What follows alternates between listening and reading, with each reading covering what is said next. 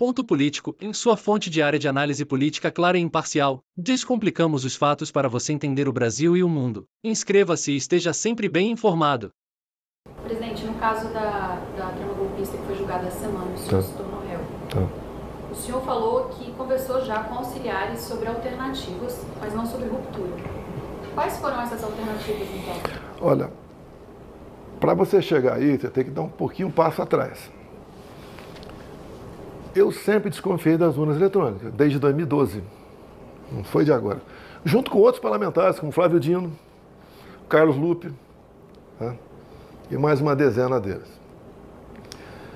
Em 2015, eu aprovei uma emenda a um projeto de lei eleitoral, cujo relator era o Rodrigo Maia, do Rio de Janeiro, trazendo o voto impresso, né? Daí a senhora Dilma Rousseff vetou e nós derrubamos o veto, acredite, com maciço apoio, não foi na íntegra, mas maciço apoio do PT. Ato contínuo, o ministro Fux, eu não sei qual a função que ele estava no TSE, me convidou, eu fui conversar com ele e ele começou a falar das medidas que estavam tomando para implementar o voto impresso em 2018. Tá? Eu fiquei feliz, obviamente. Ele falou, só podemos, dada uma situação financeira e tempo, fazer com que 5% das sessões tenham voto impresso. Ele mesmo elogiou o voto impresso. E eu fiz um pedido para ele, né? Ministro, o senhor pode pulverizar as urnas pelo Brasil? Já está no planejamento nosso a pulverização. E eu vi lá umas urnas também, muito bonitas. Depois eu vi na televisão o próprio ministro Barroso e o ministro Gilmar Mendes mostrando como é que seria esse voto impresso ao lado do urna eletrônica, já com equipamento ali. Tá? Coisa mais linda. Bem, logo depois, por 8-3, por provocação da senhora Rosa Weber, que estava na PGR, o voto impresso foi tido como inconstitucional. Okay? Então, tivemos 2018. Eleição de 2018 da forma antiga. O que aconteceu ao longo dos meus 4 anos não tem muito a ver com eleições, não. Mas, quando acabaram as eleições de 2018, na primeira semana do mês seguinte, novembro, a senhora Rosa Weber recebeu uma denúncia de fraude, tá? Muito bem fundamentada, não foi feito por amadores, e ela, obviamente, ficou preocupada e determinou junto à Polícia Federal a instauração do inquérito, que recebeu o número 1361. A pressa, no meu entender, dela, seria que, caso houvesse fraude, me tirar e botar o Haddad. Né? Bem, eu descobri esse inquérito, que eu não sabia que tinha sido investigado, em meados de 21. Né? Como a Câmara estava discutindo a PEC do voto impresso, autoria Bia Kiss, relator Felipe Barros, do Paraná, e alguém falou desse inquérito lá.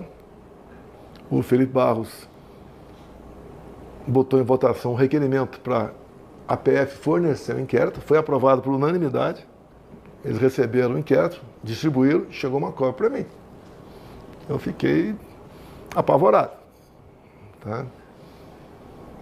E o que fazer, né? Isso aprofundou a minha desconfiança da urna eletrônica. Até porque sempre tive uma máxima. Eu confio na máquina, mas não sou obrigado a confiar no programador. E esse inquérito tem 3 páginas que te deixa realmente estarrecida. Eu não posso falar o que são essas 3 páginas, o total não mais que 15 linhas, e quem assina em 2 dessas 3 páginas é o Giuseppe Janino, ex-diretor de TI da PF,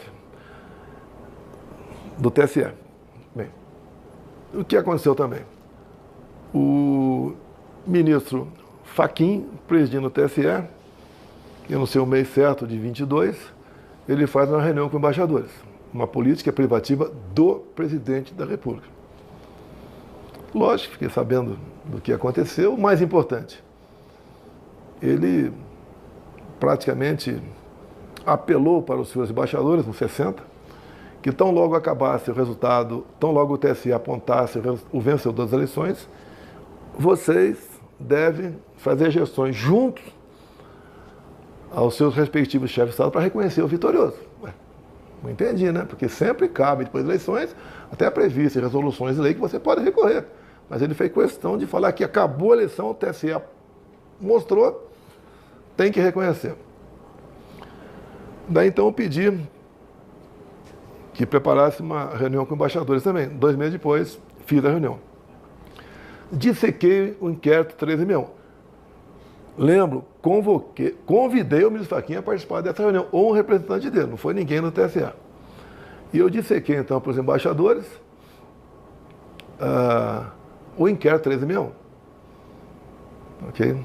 Até foi causa isso aí de uma inelegibilidade minha, por ter atacado o sistema eleitoral e espalhado fake news. Eu não ataquei nem espalhei nada.